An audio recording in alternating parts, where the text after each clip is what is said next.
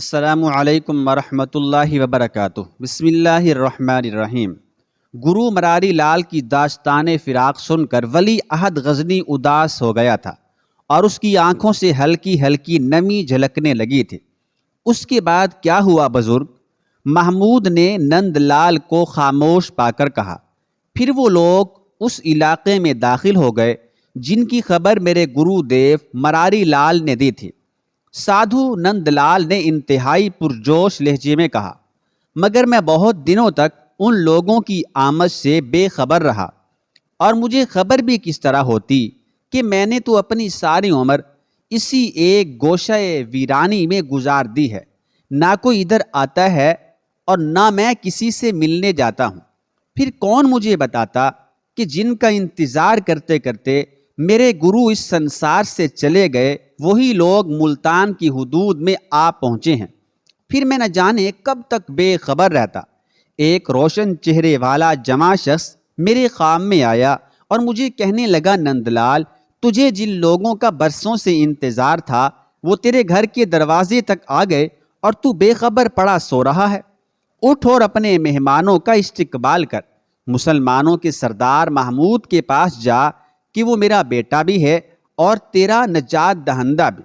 محمود سے کہہ دینا کہ تجھے نظام شاہ نے بھیجا ہے اور تو اس کا دوست ہے۔ یہ کہہ کر وہ روشن چہرے والا شخص غائب ہو گیا اور میری آنکھ کھل گئی۔ سادھو نند لال کے چہرے پر عجیب سی چمک تھی اور لہجے میں عجیب سا ارتعاش تھا۔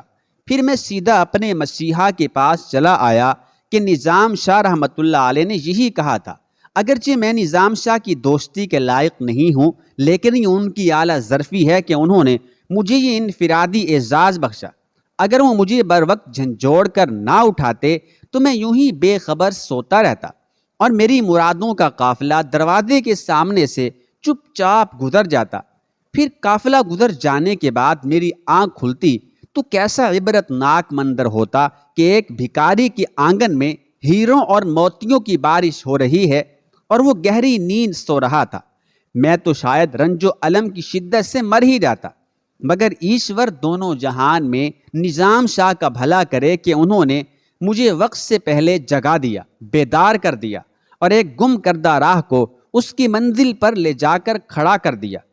یہ کہتے ہوئے سادھو نند لال نے محمود کے دونوں ہاتھ اپنے ہاتھوں میں لے لیے اور انہیں ایک طویل بوسہ دینے کی کوشش کی، مگر ولی عہد غزنی نے فوراً ہی اپنے دونوں ہاتھ کھینچ لیے اور انتہائی ادب و احترام کے ساتھ سادھو نند لال کو مخاطب کرتے ہوئے کہا، ہم مسلمانوں میں یہ ایک مکروہ فعل ہے، خود نظام شاہ رحمۃ اللہ علیہ بھی اسے پسند نہیں کرتے۔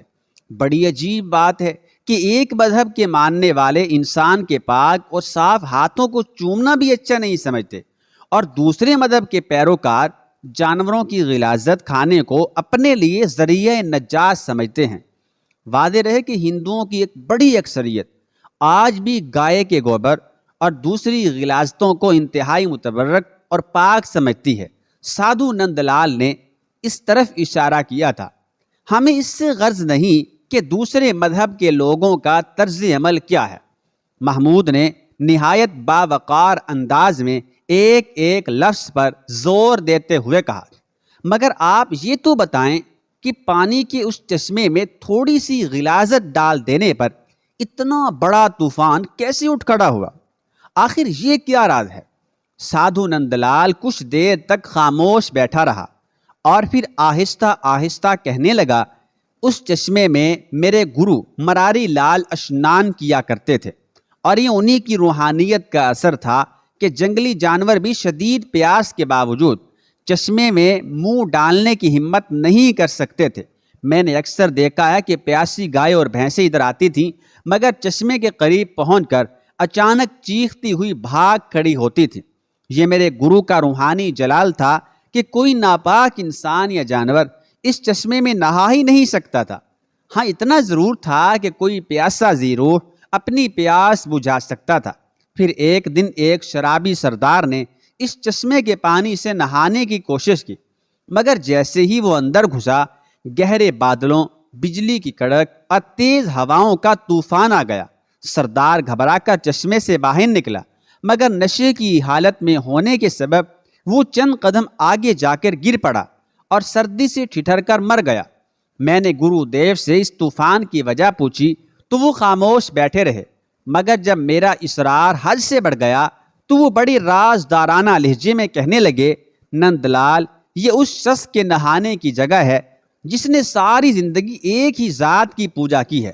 پھر بھلا اس چشمے میں وہ لوگ کیسے اسنان کر سکتے ہیں جو ہزاروں خداؤں کے پجاری ہیں؟ یاد رکھنا کہ اس میں جب بھی غلاظت ڈالی جائے گی ایسے ہی طوفان اٹھیں گے۔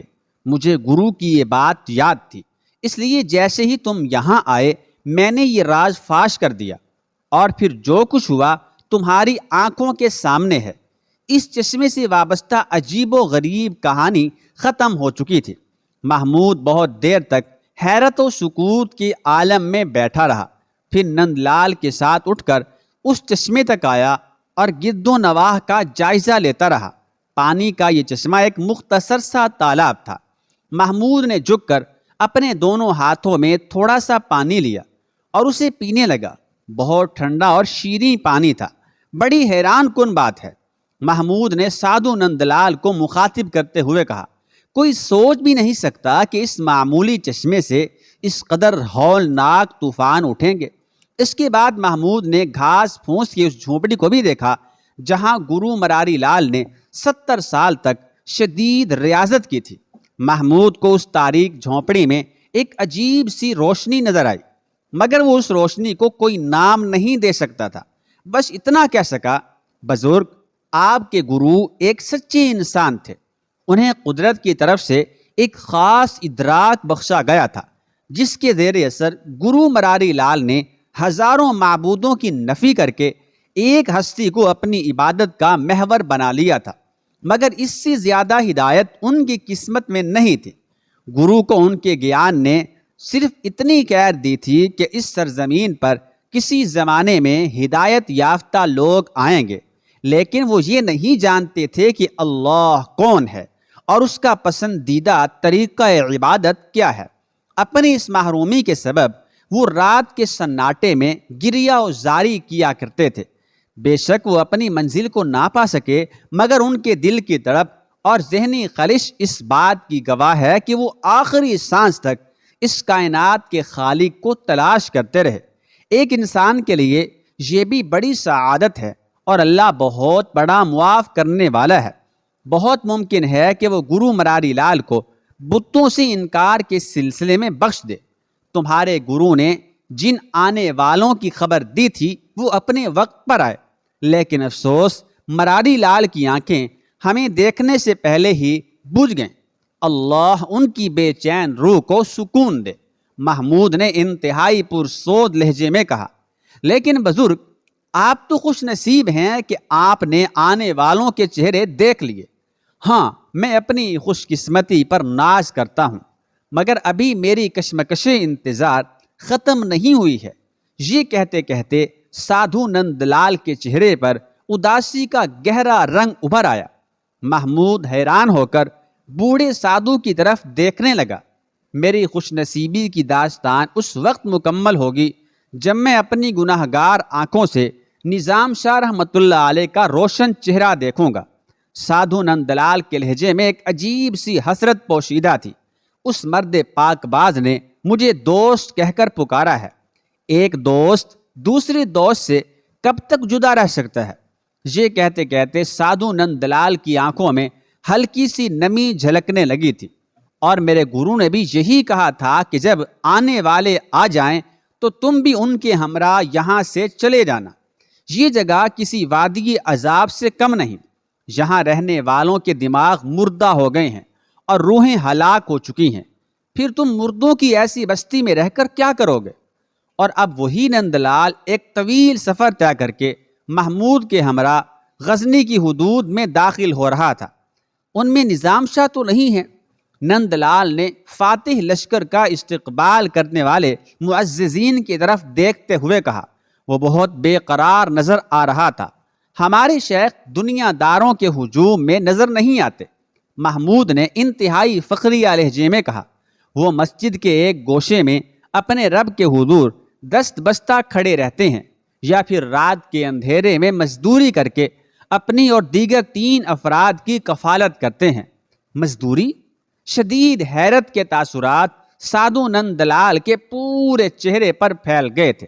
ہاں، وہ ایسے ہی مرد غیور ہیں کہ شاہی خزانوں کو بھی اپنی ٹھوکر پر رکھتے ہیں۔ نظام شاہ رحمۃ اللہ علیہ کی صفات بیان کرتے وقت محمود کے لہجے میں عجیب سا غرور آ گیا تھا۔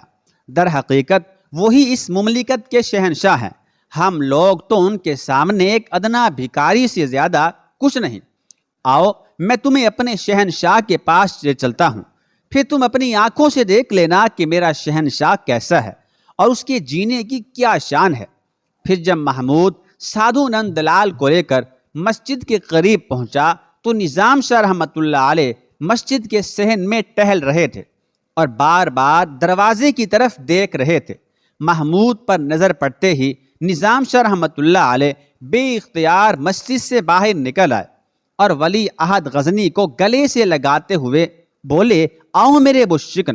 نظام شاہ رحمۃ اللہ علیہ کے لہجے میں بڑی شفقت تھی، تمہیں یہ عظیم الشان فتح مبارک ہو، مگر ابھی اس سے بھی بڑی فتوحات تمہاری منتظر ہیں۔ نظام شاہ رحمۃ اللہ علیہ نے محمود کے پیشانی پر بوسہ دیتے ہوئے کہا، پھر اس کے پورے جسم کا جائزہ لیتے ہوئے کہنے لگے، فرزند کہیں تمہارے زخم تو نہیں آیا؟ یہ پوچھتے وقت نظام شاہ رحمۃ اللہ علیہ کے لہجے میں عجیب سی بے قراری تھی۔ میں شیخ کی دعاؤں کے طفیل اپنے اللہ کے کرم کے سائے میں تھا۔ محمود نے انتہائی عجز و انکسار کے ساتھ کہا، میری طرف دشمن کی کوئی تلوار اٹھی ہی نہیں، اور اگر اٹھی بھی تو وقت سے پہلے ہی کند ہو گئی یا پھر ٹوٹ گئی، اور یہ فتح عجیب و غریب فتح ہے کہ جس میں ہمارے سپاہیوں کی کوششوں کو زیادہ دخل نہیں تھا۔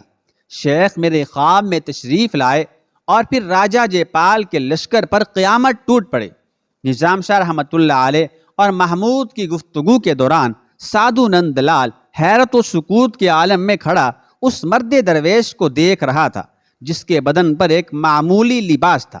نظام شاہ رحمۃ اللہ علیہ نے مسکراتے ہوئے محمود کے سر پر ہاتھ رکھا اور پھر مڑ کر سادھو نند لال سے مخاطب ہو گئے، اے جان بے قرار، میری طرف آ کہ یہی تیری منزل ہے۔ یہ کہتے ہوئے نظام شاہ رحمۃ اللہ علیہ نے بڑے والہانہ انداز میں اپنے دونوں ہاتھ پھیلا دیے۔ فراق کی گھڑیاں ختم ہوئیں اور ساعت وصال آ پہنچی۔ اللہ نے اپنے صبر کرنے والے بندوں سے اسی دن کا وعدہ کیا ہے۔ سادھو نند لال کے جسم پر شدید لرزہ طاری تھا اور آنکھوں سے آنسو بہہ رہے تھے۔ اگر دوست ہے تو تکلف کیسا؟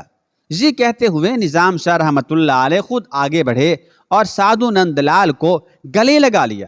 نظام شاہ رحمۃ اللہ تعالی علیہ کے سینے سے لگنے کی دیر تھی کہ نند لال کی آنکھوں کے بند ٹوٹ گئے اور اشکوں کے دھرے اس طرح بہنے لگے جیسے کسی دریا میں شدید طغیانی آ گئی ہو۔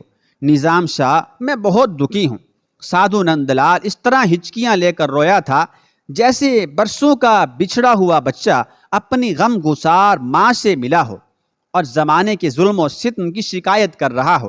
مجھے پتھر کے پجاریوں نے بڑے آزار پہنچائے ہیں۔ اگر گرو مراری لال نہ ہوتے تو اب تک میری چتا کی راکھ بھی ہواؤں میں بکھر کر زمین کی مٹی کا ایک حصہ بن چکی ہوتی۔ سادھو نند لال نے اپنی روح پر کھائے ہوئے ایک ایک زخم کو بیان کر دیا۔ ایسا کیسے ممکن تھا؟ نظام شاہ رحمۃ اللہ علیہ نے بڑے والہانہ انداز میں نند لال کی پشت کو تھپکتے ہوئے کہا، اللہ نے تمہاری قسمت میں آگ کی خوراک بننا نہیں لکھا تھا۔ اب تک جو دکھ تم نے جھیلے وہ بہت عارضی تھے۔ انسان کی کامیابی یہ نہیں کہ وہ عیش و نشاط کی چند گھڑیاں گزار کر دائمی عذاب میں مبتلا ہو جائے، بلکہ کامیابی یہ ہے کہ آدمی کی ساری زندگی دکھوں میں بسر ہو جائے، لیکن آخری وقت میں اسے خبر دی جائے کہ اس پر کبھی نہ ختم ہونے والی خوشیوں اور آسائشوں کا دروازہ کھول دیا گیا ہے۔ نند لال، تمہیں نوید ہو کہ تم زندگی کے امتحان میں کامیاب قرار پائے، اب تمہیں کوئی غم نہیں ہوگا۔